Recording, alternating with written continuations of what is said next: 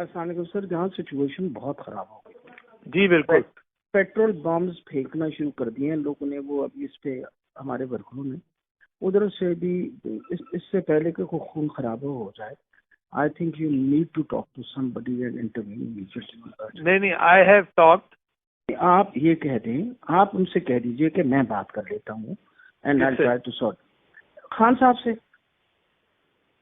नहीं, मैं समझा नहीं आप क्या कह रही हैं। देखिए सर, इस वक्त तो सिचुएशन ये है कि कुछ मर जाएंगे लोग, अभी कुछ पुलिस वाले भी मर जाएंगे, सिचुएशन इतनी बुरी हो जाएगी कि इलेक्शन पोस्टपोन हो जाएगी, जो मकसद था हमारा।